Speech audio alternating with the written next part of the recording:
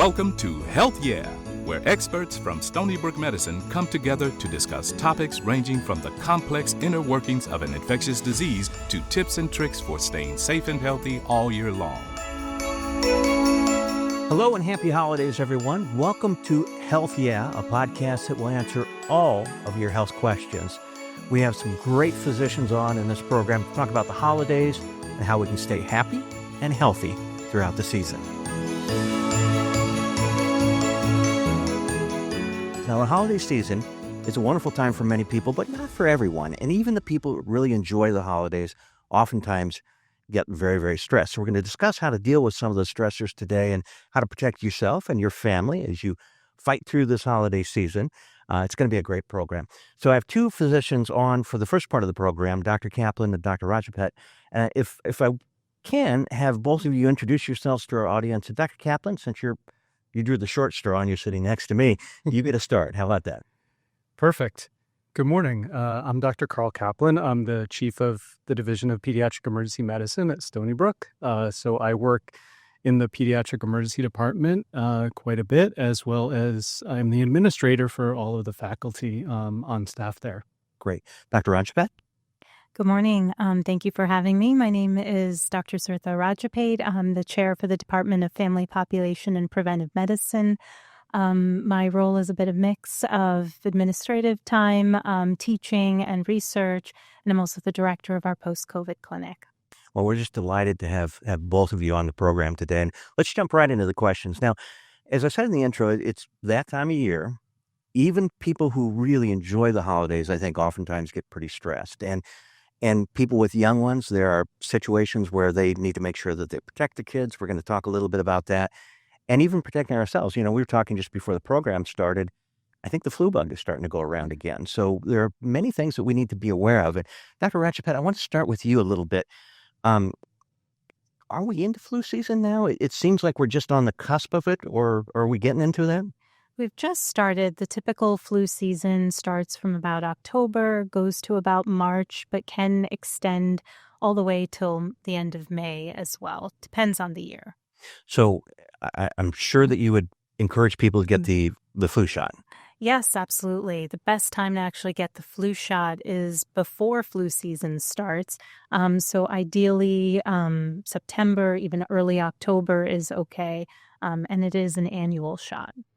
Dr. Kaplan, a lot of people would be going to family gatherings and they'll be bringing their children with them. And in a lot of cases, their children will be in areas that maybe they're not very often, in different homes or whatever. How do you keep your kids safe? What are good things that you do to protect children at this time of year? Well, I think the first thing you have to think about is who's watching the children. And that should be a designated adult and or an older, sibling who has some responsibility, a teenager. You want to keep them away from small objects and small toys. You want to be watching them when they're opening their gifts.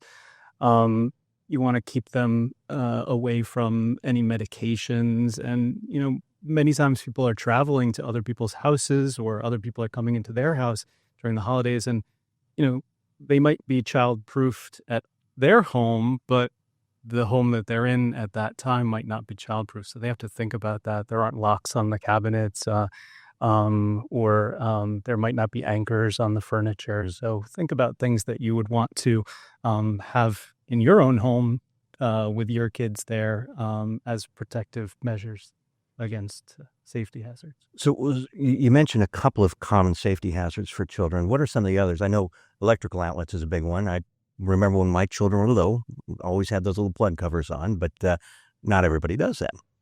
Absolutely. We don't want to overload the electrical outlets. They should be, with circuit breaker or, electrical strips with their own internal fuse. We want to be careful around any hanging items like lights that are hanging that kids might want to try to jump on and act like a jungle gym. So those are important things. We don't want them to play around the Christmas tree or around large furniture items because those are things that could topple down and fall on them. And that's the last thing you'd want to happen at your holiday event. So I have kind of a two-parter here, and either one of you can answer the first part because we're at that time of year where I think RSV is also something that you start seeing, I would assume, and COVID too. COVID has not gone away. We need to keep our guard up about that. And I know you're certainly an expert in that area, Dr. Rajupet. So I don't know if either one of you want to handle that one first, the RSV portion, and then we can talk about COVID a little bit. Sure, I can tackle RSV. Yeah, and I'm sure you see a few cases, don't you? Yeah, I've seen a bit. So we're usually our RSV season coincides with the flu season, and generally the beginning or middle of October until about March or April. We're starting to see a little bit now. We haven't really seen anywhere near the peak of it, and in the prior years we've seen quite a bit of RSV, mostly affecting infants. Generally, it'll start out as a minor cold, and then in some kids it progresses to much more difficulty breathing and even hospitalization in many. Obviously, we want people to protect themselves and their kids. So if you are sick, you don't want to attend the holiday event, or you want to consider, masking yourself or masking your children, or especially adults who have immune issues or who have other pulmonary issues, especially. Do we still need to vaccinate ourselves for COVID? We do. And before we even get to COVID, just a little bit more about RSV. Sure. We actually have a vaccine for RSV that we encourage. Older adults, 75 and older, are encouraged to get the RSV vaccine. Even those 60 and above, if they have qualifying conditions such as lung conditions, could consider getting that vaccine sooner. Pregnant individuals in their last trimester should be considered to have this as well to protect the baby. And then COVID, we've been encouraging the vaccination, and it is essentially an annual vaccine at this time. And then based on the year, there may be an additional vaccine as a second dose for high-risk individuals. So, and I'm going to sound silly right now, but I always time my flu vaccine. I try to get it a little later than a lot of people do because I want it to stretch into the new year. Is that a dumb thing to do or not? No, it really depends on the year and when flu season starts and when it ends. And we can follow the numbers as to, the statistics as to the rise there. But typically, most people are protected if they're getting their flu vaccine, usually between September and October. Same with COVID as well. Okay, great. So the questions that I'm asking, this is what I love doing about this. We're taking questions that are common from the web and some of the most common searches. And one thing, and I remember, we've being a kid, talking to my mother, you go outside, you're going to catch your death of cold during the winter, or you're going to get sick because you're outside and it's cold and you're not wearing your coat. Is that really true? Great question. So in the winter months, we have colder air. The viruses actually love the cold air and the lower humidity. That's how they thrive. Flu, especially rhinovirus, which is the common cold. So that plays a role. And then the colder air that we're experiencing can damage our mucous membrane, such as our nostrils. And that makes our nostrils more susceptible to viruses, such as the cold or flu. So yes, there is truth to that. All right. So I learned something. That's good. Let's talk about children and traveling during the holidays, because I think, a lot of people take advantage of the time off and they'll travel to see relatives. And there's always that, I think it's a bit of a challenge with packing the kids in the car. It used to be the station wagon without seatbelts. I'm dating myself there. Of course. But what are some good tips for parents with travel? So obviously you want to make sure that you pack everything that you're going to need, and don't expect the people that you're staying with or the hotel to have all the things that you might want for your children. Pack warm clothes, because we never know these days when it's going to be cold out or what situation we're going to be in. I would make sure that you pack all your children's medications. I always like to take Tylenol or ibuprofen, the children's suspension or chewable tablets when I travel. Or my kids are a little older now, so they can do pills. But when they were younger, we would do that. I think that's important.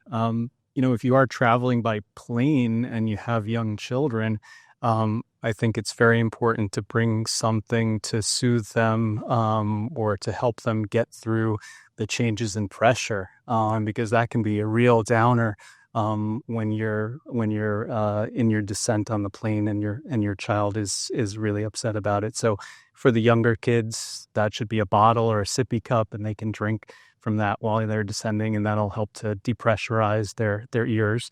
For the older kids, that can be something like a lollipop or chewing gum, and that's pretty much what we do as adults as well. I see a lot of family. In fact, I was on a flight just recently where exactly what you described happened, and this poor family was trying to deal with an infant that was very upset.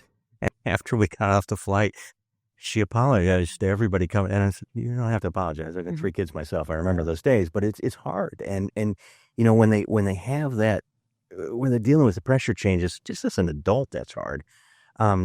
For a little infant who doesn't understand, it's really challenging. Absolutely, their only voice is crying. Yeah. And that actually means we should all have patience as well when we see other travelers. Definitely. So let's talk about preventing. We've talked a little bit about vaccinations, which are very important. How are some other ways we can prevent illness during the holidays, other than the obvious, don't overeat and things like that? But there are some other things we can do. Sure. And the ones we've heard a lot during the pandemic was the importance of hand washing, mask wearing, especially if you're going to be in a crowded environment. But other things can be really important as well. And that comes with like good sleep, healthy nutrition, very plant-based, lots of fruits and vegetables, and good exercise. That's another important one. All those 3 things are really important in boosting our immune system and helping our body stay healthy and helping us prevent illness. So, those are the hardest ones to do, but very important, especially during the holidays. So I'm going to bounce back to COVID just for a minute. I'm doing these out of order. Sorry. But COVID testing, I think most of us have done the COVID test. Are those accurate? Yes, they're still accurate, and they are important to do. And the reason is because then we actually know what we're treating, right? We can assume it's a cold, but what if it is COVID? And so if we know that you have a positive test, then based on the time frame in which that test was conducted, we can offer treatment options such as Paxlovid. It's an antiviral pill. We give it to individuals who have mild to moderate illness that may progress to severe disease. So individuals that are high risk, for example, pregnant individuals, those with immunocompromising conditions. So it's really important to know what illness an individual may have. And so the testing is still encouraged. Great. We're getting low on time. We have a lot more information to give in this program today, and more physicians. You guys were fantastic. Really, you did a great job. Really appreciate it. We're going to take a break now, and when we come back, we'll have 2 more physicians joining us to talk about the holidays and some of the work we can do to keep ourselves safe and happy.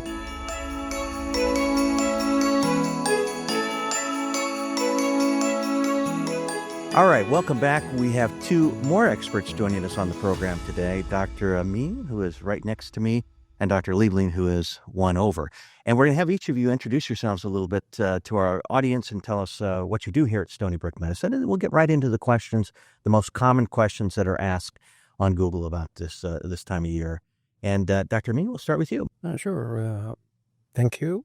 Mohammad Amin. I work at the Sleep Center in Smithtown. I've been with the university for about 20 years and plus, doing sleep. And my background is a pulmonologist and critical care also. I do work in 2 places, Stony Brook and the VA Medical Center. Great. And Dr. Liebling? Thank you for having me here. I'm Courtney Liebling, and I am a clinical assistant professor of psychiatry. I work mostly in the outpatient psychiatry department.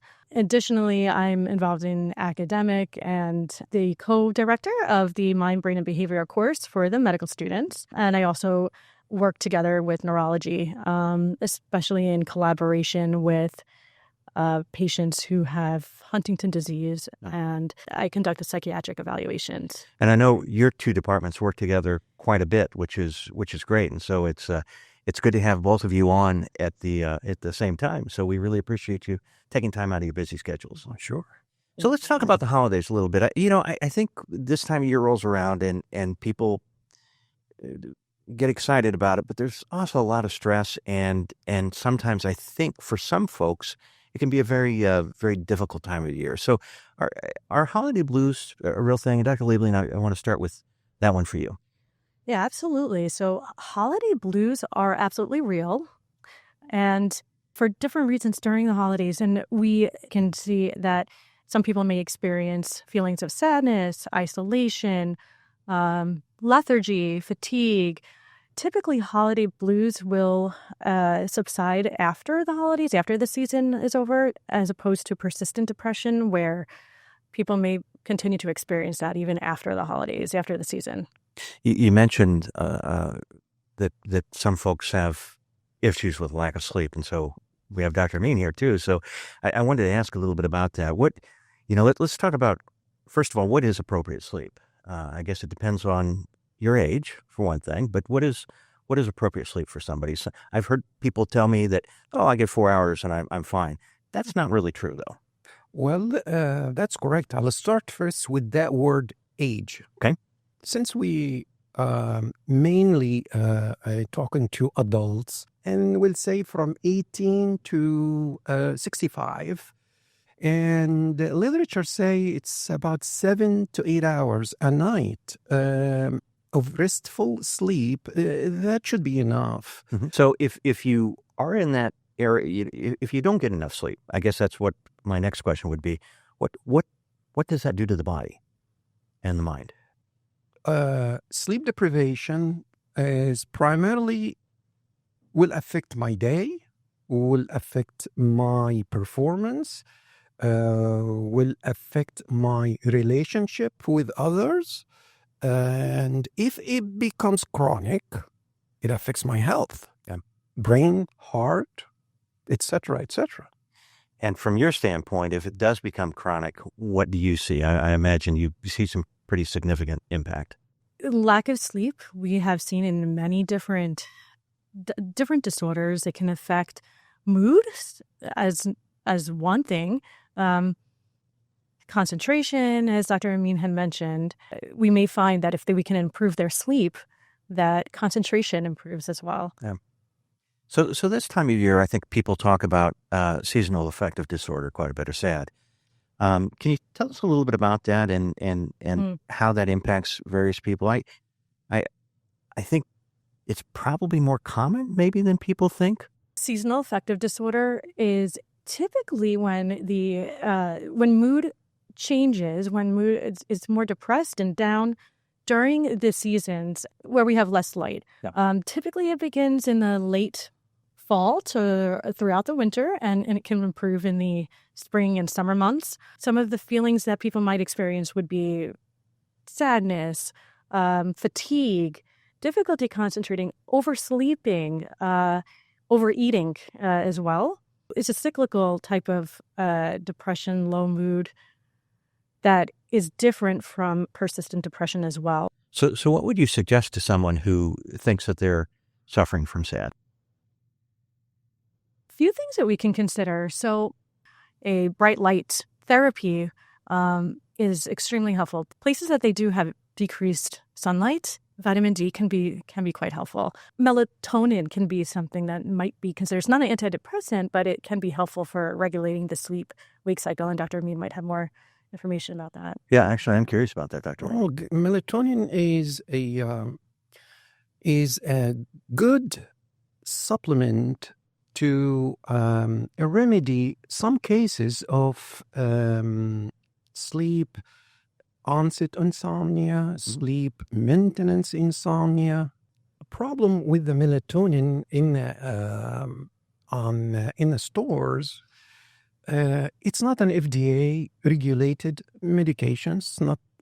Therefore, the concentration and the amount of active substance on these supplements varies from different manufacturing to others.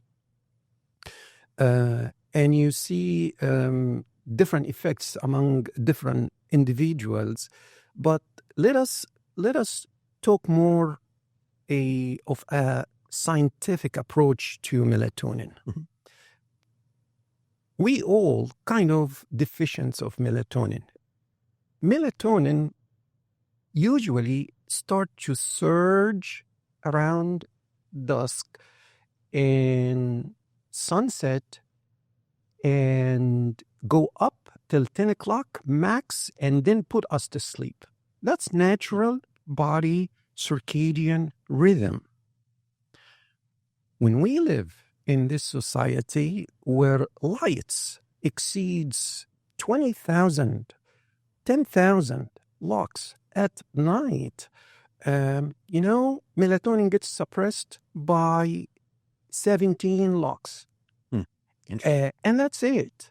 So when we get to that sunset area and we exposed to a lot of lights, we don't secrete our internal melatonin. Interesting. And therefore, we have to enrich our diet with more vegetables, more food that's rich in melatonin. How we do that? So there is an amino acid, a precursor to both melatonin and serotonin too. Serotonin is very important for mood. And those food includes food rich in tryptophan, includes milk, dairy products, nuts. If we just go over eat those type of food that's rich in tryptophan, ultimately our body will be able to do and synthesize more natural melatonin, priceless, and be able to get good night's sleep and also good mood. It's amazing how connected it is. It is. Sleep and mental health are quite intimate. Yeah. So before you go to bed at night, there are things that you probably should do. And you mentioned light. Light is always an issue. And, electronic objects, I think that has an impact. What should a person do if they really want to get a good night's sleep? What do they need to do? Okay. Good night's sleep start from wake up time. I'll explain. So the best thing that you do to yourself is to fix your sleep-wake cycle. Adapt your body for a certain circadian rhythm. Go to bed at specific time, wake up at specific time. So that regulates your natural hormones, regulates your peptides that needed to induce sleep and the other chemicals that needed to activate you and wake you up. So fixed sleep time and wake up time is number one priority. Number two, there's no caffeine for you after the morning. That's difficult for a lot of us. What I mean caffeine, not only coffee, but also any caffeinated beverages. Yeah. Anything black. Anything has caffeine in it. You are allowed to take it in the morning. Mm-hmm. Some people find that as a habit. If I don't get my fix in the morning, I'm having headaches and I will not function. That's perfectly fine in the morning. But after 10, 11 o'clock, shy away from caffeine because caffeine will stay in the body for about 10 hours. Really? 10 hours. It will, any caffeine afternoon will affect sleep. That's a fact. You're taking away one of my, one of the things that I enjoy most in life. Do decaf, detoxify yourself. Well, I think I agree. that's probably why. So we're about out of time, but Dr. Liebling, before we get out of here, I want to ask you a question on self-care, and in particular for people who are lonely during the holidays, because again, that's an area that I think just is it's a huge issue, and it's a growing issue in our society today. What would you suggest? With feelings of loneliness around the holidays, I suggest a few things. For one, reaching out to community, to support groups as much as possible, friends, family. Other aspects that can be helpful, though, would be sometimes volunteering. It's very fulfilling.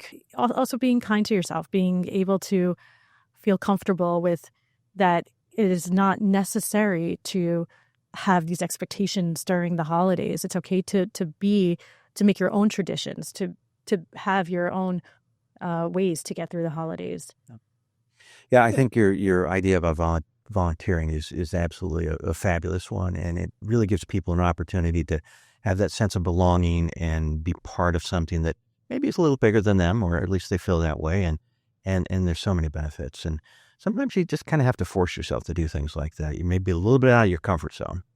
Absolutely. That even improves. So even, like I said, sometimes activating yourself, being behavioral activation is what we recommend sometimes too. It helps to improve mood. So thank you very much. You two were great, and we really appreciate you being on the program. We're going to take a quick break, and when we come back, we'll have another expert joining us to talk about surviving and thriving during the holiday season.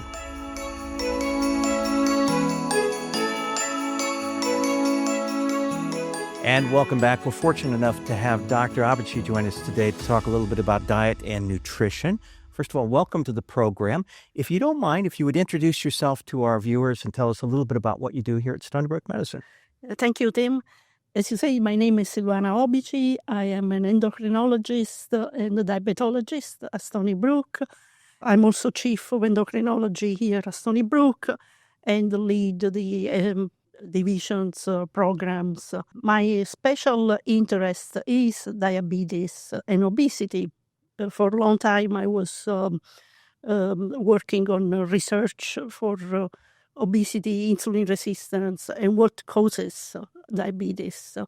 And so that led me, obviously, to work with the patients. And for the past 8 years, I've been in Stony Brook, and I must say I love what we are doing in Stony Brook. And there is a lot of work to do, but, we accept the challenge. Well, it is a wonderful organization, and one of the things that I really appreciate about Stony Brook is this multidisciplinary way that we handle things, and you work with a lot of different folks in the area of healthy eating, diet, and nutrition, and I think that's very important. So we can do a lot of things for our patients. Let me ask you a little bit about the holidays, because it is that time of year. I think a lot of us look forward to the holidays. Some of us don't. And it can be a time where people overeat. It's kind of a challenging time. How do you prevent against that? Yes. Well, that's a very good question. At the end of the day, I can see that starting at Halloween until January 1st, there is such a downslide. Yeah. In our dietary habits, and in general, actually, I see it with my patients and myself. I must say that I'm right there with you. In general, people with diabetes and obesity, they have a seasonal change. The glucose goes up in the holidays, the weight goes up, and so there is this tendency to overeat.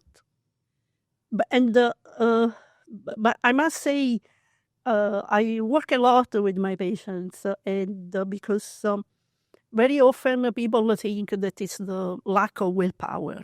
Mm-hmm. But I must say it is much more complex than that. Yeah. So I always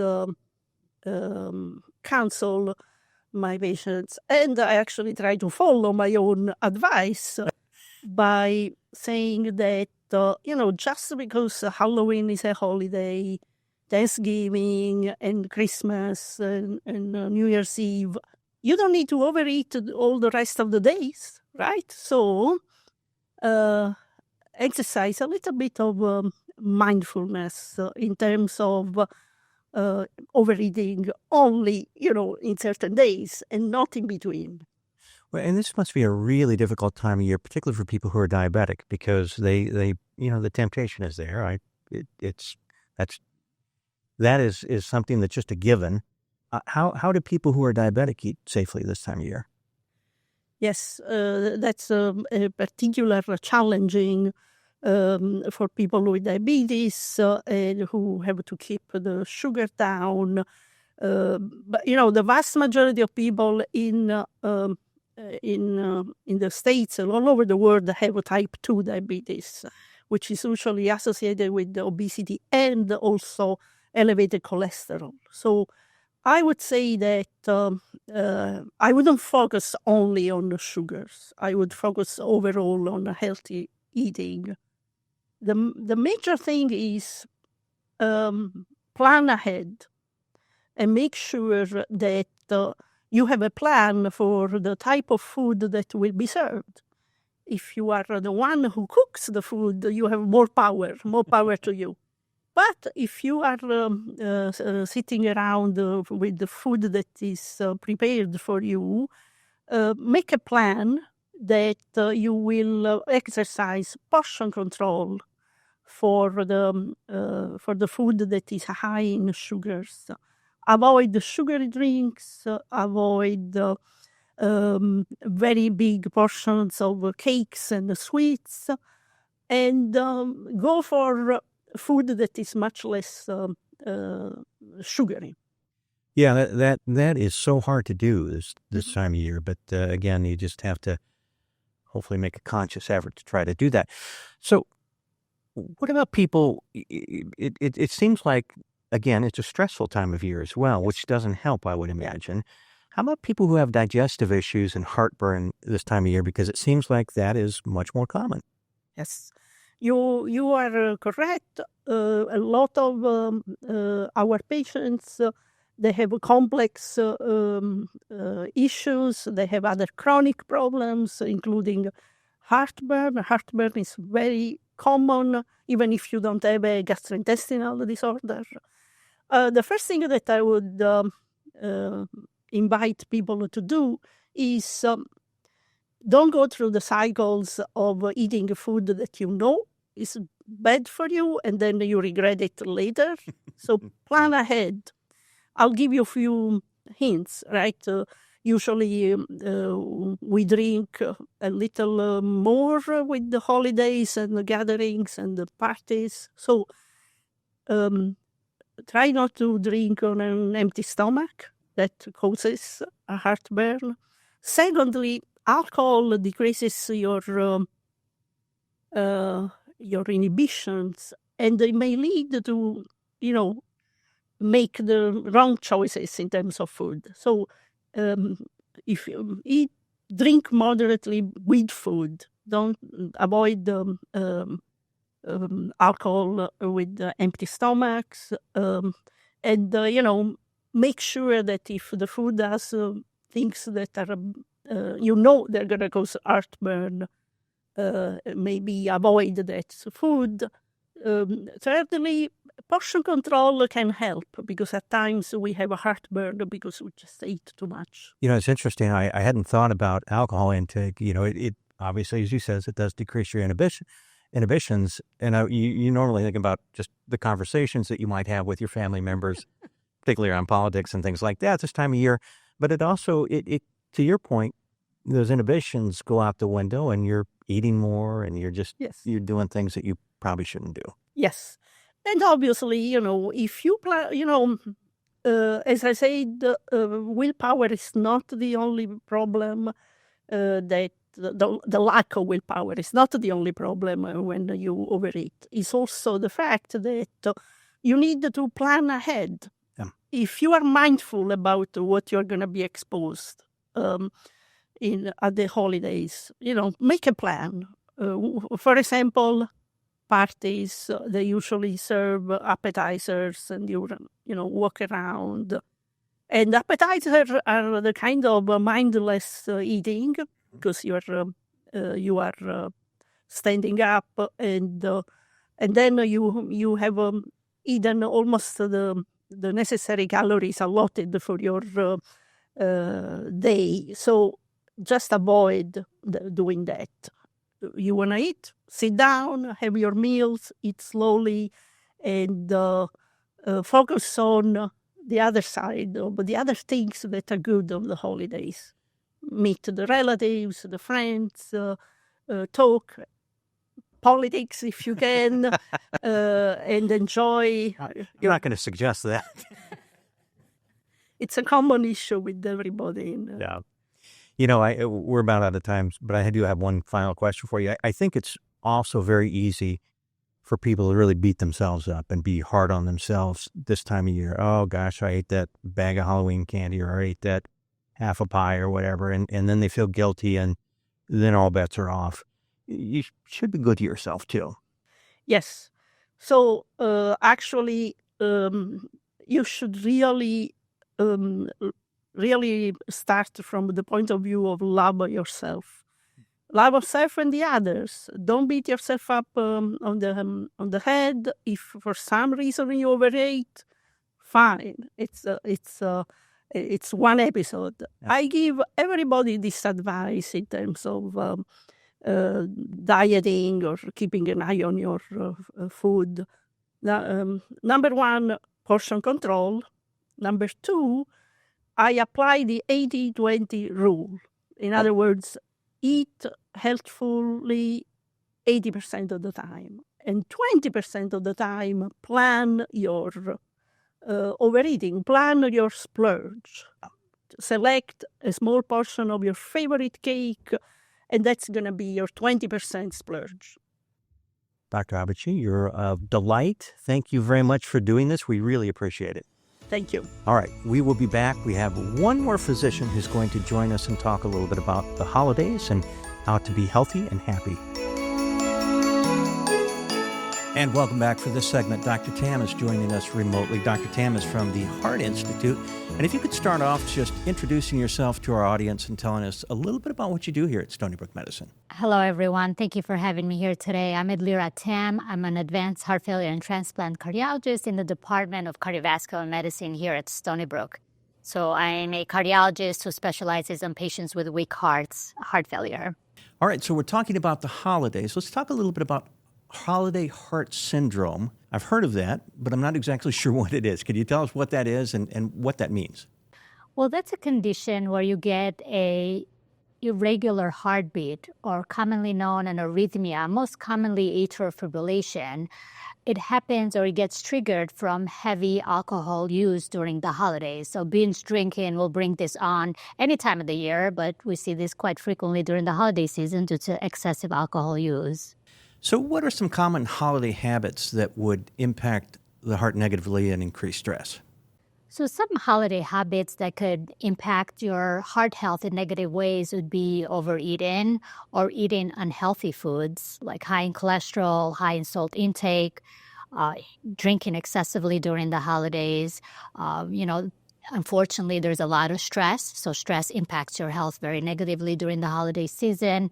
Being more sedentary, because it's the winter months, and we know that people tend to be more sedentary during those time of the year, and having disruptions in your sleep cycle, so less sleep. Put all of this together, this kind of habits during the holidays do increase poor cardiovascular outcomes and heart disease. And I think I already know the answer to this one, but does stress during the holidays really have a negative impact on our heart? Yes, you got the answer right there. Yeah, stress does increase your risk for heart disease and have a bad impact on our heart health.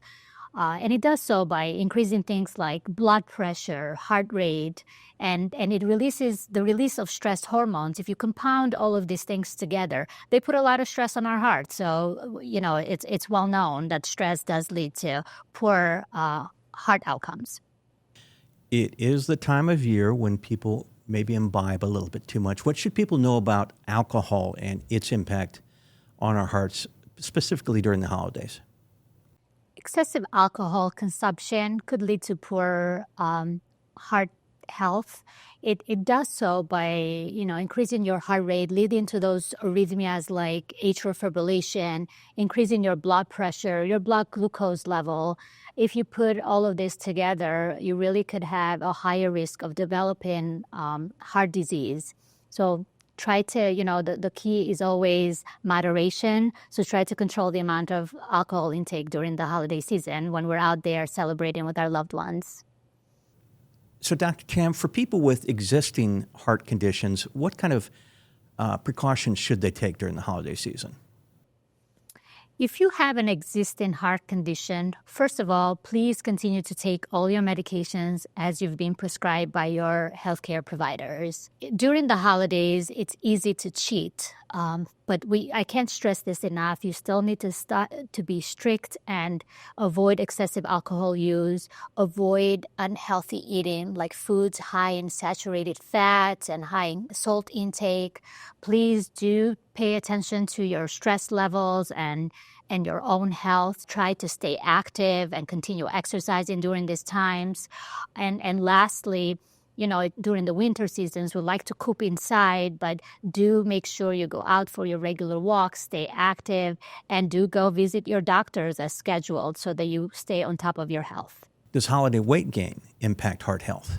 Yes, of course. Weight gain always leads to high blood pressure, elevated cholesterol levels, elevated glucose levels, so people could often develop diabetes. When you put all of these things together, you could really be predisposed to developing cardiovascular disease, particularly if the weight gain that we get during the holidays does not come off right after. So yes, weight gain is never a good thing. And so what are some of the symptoms or warning signs that people should be aware of?